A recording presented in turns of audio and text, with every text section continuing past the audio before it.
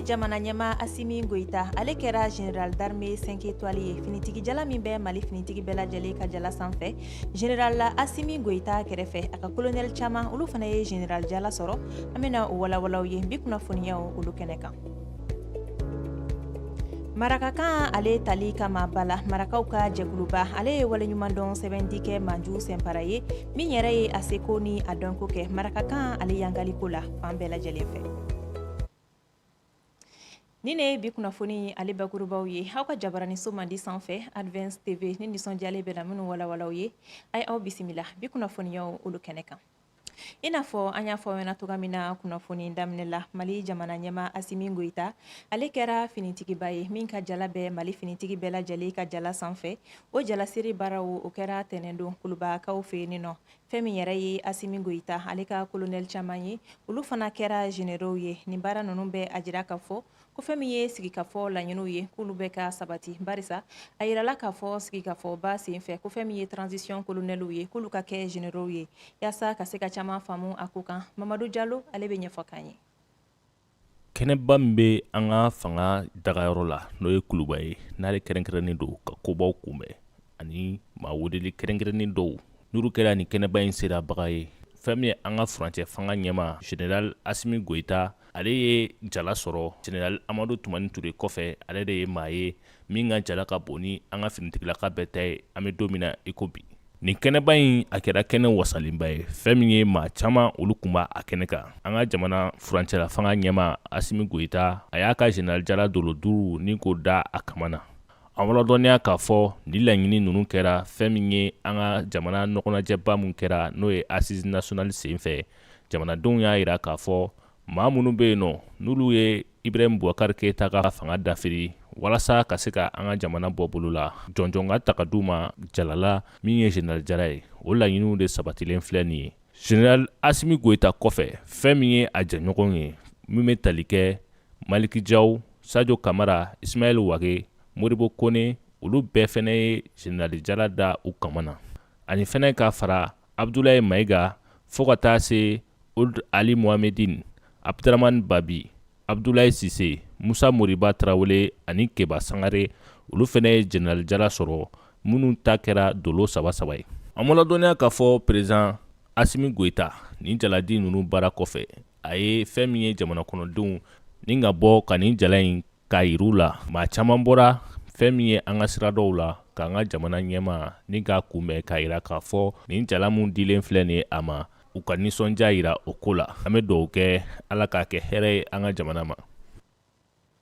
Ala ka o duwawu jaabi Mamadu Jalo. An bɛ taa ni kunnafoniyaw ye halisa k'aw ladɔniya k'a fɔ ko cakɛbɔ min bɛ telefɔni ko kunnafoni ko ale ni poste kɔɲɔw ɲɛnabɔli ko kunna ale ye cybersécurité o tako filanan la ɲɛnamaya kunungo tarata octobre kalo tile 22 sanba 2024 baara ninnu kɛra CICB ale kɔnɔna la kunnafoni ko ministre ye ale ka yamaruya kɔnɔ Isa Sise ani Kɛrɛfa Sidibe olu tun bɛ kɛnɛ kan Advance TV tɔgɔ la. Don kɛrɛnkɛrɛnnen min bilala sen kan bɔlɔlɔsira kɔlɔsili kama ale tako filanan babu kun ye renforcement de la souveraineté numérique pour un Mali cybersécurisé ye. Journée nationale de la cybersécurité ni don kɛrɛnkɛrɛnlen n'a babu bɛ tali kɛ renforcement de la souveraineté numérique pour un Mali cybersécurisé bɛna kɛ fɛn ye fɛnw bɛna an ka jamanadenw ni jamana dɛmɛ kosɛbɛ subahana mansin kɔlɔlɔ ma. de ses citoyens. Ka fara ni don ninnu la ɲɛnamayali kan kalan dɔw kɛra sifinnakaw kunna bɔlɔlɔsira lakanani kun kan. Journée min filɛ n'an filɛ k'a labɛn nin ye a journée labɛnna pour que ka denmisɛnninw labɛn ka cybersécurité affronter cogo min na parce que n'i ko cybersécurité i b'a sɔrɔ menace caman de bɛ yen. Minisiri min ka baara ɲɛsinen don kunnafoni di ma ale y'a yira k'a fɔ ko jamana gouvernement labɛnnen don ka nin ko in kɔkɔrɔma don. Le gouvernement à travers mon ministère. Gouvernement tɛna to kɔfɛ nin ko in na an bɛna an seko jira ni ala sɔnna ma fɛɛrɛ bɛna bila sen kan walasa cakɛdaw bɛ se k'u yɛrɛ tanga nin kɔlɔlɔw ma. Ni waleya in fora mɔgɔ caman fɛ minnu yɛrɛ ye seereyaw kɛ ka tɛmɛ ni a baaraw ye. An bɛ ni kɛnɛ mun kan kɛnɛ ɲuman don parce que sécurité a b'o de fɔ donc an bɛ bɔlɔlɔ sira kan bi bɛɛ b'a dɔn a kɔlɔlɔ ka ca. Hakilina jiginna nin don ninnu bɛ laɲɛnamaya ni jiraliw kalanw ɲɔgɔndɔn fo ka taa se hakilina falen-falenw ma bɔlɔlɔsira lakanani kun kan wa a bɛna to sen na fo octobre kalo tile 25 san 2024. Ndamba la ka y'a faamu ni laseli ale kɛra Anatu Maiga ale fɛ. An bɛ taa ni kunnafoniyaw ye halisa. Maraku kɛnyɛrɛye baarakɛla minnu bɛ Mali kɔnɔ ni waati in na kɔnɔw olu tɔgɔla sugu okumu kɔnɔna la o maaw ni CNPM baarakɛlaw olu jɛra ka masala kɛ yaasa ka se ka baaraɲɔgɔnya sɛbɛn dɔ bila sen kan jamana fila ninnu ni ɲɔgɔn cɛ min yɛrɛ na kɛ sababu ɲuman ye ni ka se ka yiriwa o sabati toga min na. Mamadu Jalo ale ni Modibo Kan Sidibe olu tun b'o kɛnɛ kan. Sif Mali ale tɛmɛlen kɔfɛ fɛn min ye Marɔkɔkaw n'olu ye ma kɛrɛnkɛrɛnnen minnu welela ka na fɛn min ye kamafɛnw tɔgɔla don minnu sigira an ka jamana kɔnɔ u ye taama kɛ ka se an ka sɔrɔ bosomagaw ka dagayɔrɔ la n'o ye CNPM ye ka taa kumaɲɔgɔnya kɛ n'u ye ani fɛnɛ ka bolodi ɲɛgɔnma k'o sabati an ka jamana ani Marɔku jamana ni ɲɔgɔn cɛ walasa fɛn min ye donna nataw la fɛn min ye an ka cakɛlaw ani an ka mɔgɔbatigiw ye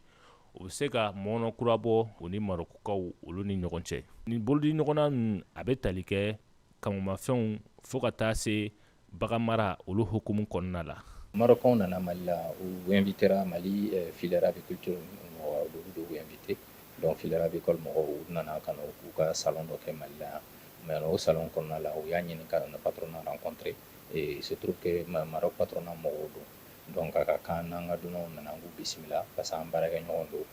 an bɛ baara min kɛ Mali la olu b'o kelen de kɛ Maroc donc o kumaɲɔgɔnya kɔnɔna la an y'u bisimila pour que d'abord k'a f'u ɲɛna ko Mali bɛ yan pour que ni mɔgɔ n'i bɛ fɛ ka baara kɛ Mali la n'i bɛ fɛ ka na investissement kɛ Mali la tu es le bienvenu a ka d'an ye n'i b'a kɛ i ni Maliyɛnw ka kɛ ɲɔgɔn fɛ aw ka baara kɛ ɲɔgɔn fɛ et puis bɛɛ ka se ka nafa sɔrɔ a la donc o kuma kɔnɔna la a yira la an bɛnna kan k'a fɔ k'an ka an bolonɔ kɛ sɛbɛnna min b'a an ka baara ɲɔgɔnya ka sɛbɛntiya ka waleya ka bila minan kɔnɔ minan min b'a to a tɛ kɛ kuma dɔrɔn ye mais a bɛ taa n'a ye baara sira kan ani projet réaliseli sira kan. O baara ninnu tɛmɛnen kɔfɛ fɛn min ye bolonɔ bila kɛra gafe la walasa ka nin baara ninnu don cogo min na sariya sira kan a bɛ se ka kɛ ko sabatilen. An ka mɔgɔbatigiw ani an ka sɔrɔ bosobagaw u y'a yira k'a fɔ Marɔkukaw ka dunan minnu nalen filɛ nin an fɛ yen nɔ ko ɲumanba don ani fɛnɛ u ye foli kɛrɛnkɛrɛnnen ta ka ɲɛsin u ma u ye baara minnu kɛ fɛn min bɛ tali kɛ don kɛrɛnkɛrɛnnen minnu sigira kamamafɛnw ani kɔnɔmara o kan an ka jamana kɔnɔ sibiri tɛmɛlen nin baara ninnu bɛɛ lajɛlen kun cɛra ni fotota ye walasa nin ko in bɛ se ka to tamasiyɛnna an ka jamana kɔnɔ. Wale ɲuman dɔn ale ye adamadenya sinsili bere dɔ ye ka kɛɲɛ ni o hakilina ye jɛkuluba min bɛ marakakan ale yangali ko kunna ale ye wale ɲuman dɔn sɛbɛndi kɛ Maju Sɛnparama a ka wulikajɔ ni a ka cɛsiri la marakakan ale tali kama bala ka kɛɲɛ ni marakakan yɛrɛ tɔgɔladon la ɲɛnamayali ye septembre kalo tile 25 Anatu Maiga ale bɛ ɲɛfɔ kan ye.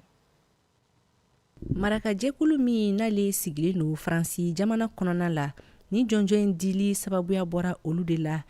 yaasa ka se ka Maju Sɛnpara ka ale wale ɲuman dɔn kosɛbɛ a ka cɛsiri la don min kɛrɛnkɛrɛnlen don marakakan doni na ba la ka d'a kan ale de kun ye o ko denfa ye. Alors cette initiative vient d'abord saluer ni jɔnjɔn in ko la ɲɛnamayara yaasa ka se ka Monsieur Maju Sɛnpara ka ale fo ka wale ɲuman dɔn kosɛbɛ a ka cɛsiri la don kɛrɛnkɛrɛnnen min bɛnnen don marakakan doni la ba la bari ka d'a kan a ye min kɛ a ma dogo mɔgɔ la. Maju Sɛnpara yɛrɛ tun lawasalen don kosɛbɛ ni don kɔfɔlen na. Bi kɔni nisɔndiya bɛ ne kan kosɛbɛ parce que ni marakaw jɛra ka diplôme ta ka di ne ma marakaw ka président bɛ Paris a ye mɔgɔ wuli ka bɔ fo Faransi ka na n'o ye Ousmane Jangana ye ka na diplôme di yan vraiment nisɔndiya bonyana ma kosɛbɛ yɛrɛ a diyara n ye kosɛbɛ et que marakaw bɛɛ lajɛlen fana ka jɛ ka fara ɲɔgɔn kan ka ne kɛ ni édition in parrain a bonyana ma kosɛbɛ a diyara n ye marakaya yɛrɛ ye cɛsiri de ye an bɛɛ k'an cɛsiri cogo bɛɛ la pour que an ka laɲiniw ye fɛn min ye marakaya yɛrɛ kɔnɔna na olu fɛnw bɛ se ka sabati cogo. O tɛmɛlen kɔfɛ yaasa ka se ka bɛn ani kelenya sabati halisa Mali marakadenw ani diɲɛ marakaden bɛɛ lajɛlen ni ɲɔgɔn cɛ aw k'a dɔn k'a fɔ ko ni jɔnjɔn in dili sababuya dɔ kun ye o ye. Latigɛ de nana n'a ye u y'a kɛ ka d'a kan marakaw bɛ jɔyɔrɔ mun na Ala b'o dɔn nka o ma ɲi ne da kumana u y'o mun initier Ala y'a kɛ anw de ka sansi ye k'a labɛn ka bɛn anw ma anw ka taa a kolomakari foli barikada ala tanu an ka jamana ala k'a basigi. Hakilina jiginna duwawudenw caman kɛra ka nin ko in kuncɛ.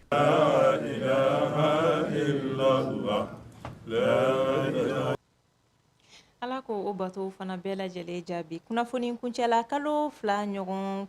ɲɔgɔndan kɔfɛ fɛn min ye Fédération Malienne de Football de Champions k'a fɔ o calendrier o bɔ o tile fɔlɔ ɲɔgɔn kunbɛw senfɛ AS Police ale ni Super Lions olu de kun karilen no ɲɔgɔn na. An ka kunnafoni ɲininaw olu tun bɛ a kɛnɛ kan. Kajatu Bagayoko ka fɔ la ko ɲɔgɔn kunbɛn in ko labanna AS Police ma olu ka sebaya sɔrɔli la. An ka fɔtaw lamɛn. I n'a fɔ diɲɛ seleke naani dolantanko ɲɛnabɔsoba n'o ye FIFA a y'a laɲini cogo min na Fédération Malienne de Football kɔni filɛ ka laɲiniw sabati n'o ye ka tolon bila sen kan mun bɛ tali kɛ sifinnakaw kan mun ni sisan bɛ toujours san 17 la musolakaw ta fanfɛla la. Takofɔla baaraw tɛmɛnen kɔ n'o tun bɛ tali kɛ bakuruba 4 kan tako filanan baaraw kun donna o yɛrɛ hukumu kɔnɔ AS Police n'ale donfini kun ye binkɛnɛ ye ale ni Super Lions kun kɔdalen ɲɔgɔn na n'olu donfini kun ye jɛma ye ni dolantan in fanba bɛna taa Super Lions maaw fɛ nka AS Police ale de bɛna sɛbɛnka sɔrɔ kelen ani kanangolo o cɛli yɔrɔ bɛ sɔrɔ ka don Aminata Watara fɛ. N bɛ se k'a fɔ ko bɛɛ daminɛ ma nɔgɔ mais ala barika la ala ye victoire d'an ma an y'an bolo di ɲɔgɔn ma ka baara kɛ ɲɔgɔn fɛ ne bolo o de sera ka sebaya d'an ma bon an laɲini ye ka se ka kɛ champion ye n'ala sera k'a nɔgɔya an ye a kɔni dalen d'u la kojugu parce que mɔgɔ kelen tɛ se ka ko kɛ ni kelen bɛ se ka ko kɛ 11 tɛ jouer. Effectivement ça fait an ka baara kɛcogoya de ma se ka ɲɛ o de y'a kɛ an ye entraînement ta retard dɔɔni o fana jouera an kan. An ye baara dɔɔni kɛ o de y'a to an sera ka kuru 3 sɔrɔ ani an ka blessure fana ka ca dɔɔni o fana o y'an bila bɛɛ la. Bon laɲini min b'an na an kɔni an tɛ fɛ k'an bolo ci jigi an bɛ fɛ ka ni victoire yɛrɛ de bɛɛ kɛ ni ala ma baasi kɛ ka kɛ champion ye ka sɔrɔ défaite yɛrɛ ma kɛ o de y'an ka laɲini ye. Ni tako filanan baara min daminɛnen filɛ championnat national féminin U17 in kɔnɔna na sa a bɛna dolantan jɛkulu 8 de kɔda ɲɔgɔn na wa bɛɛ ni bɛɛ bɛ se ɲɔgɔn ma o mana kuncɛ yɔrɔ min na jɔyɔrɔ 4 fɔlɔ olu bɛna taa demi-finale kɛnɛ kan walasa ka jonjon tabaga dɔn nin tolon kofɔlen in na. An sera ka fɛn minnu sɔrɔ ka jira aw la bi kunnafoni nasira la o de ye nin ye aw ni ce anw sugandili la a ye to anw filɛli la wasabaw ye jabarani ko la sagaɲa damadɔ ni ne wulila fɛn min ye nanzarakan kunnafoniyaw ye o bɛna lase aw ma bi Senabo Cero fɛ nanzarakan cɛɲi na aw kan bɛn don n'a nataw la ala ka Mali lakana.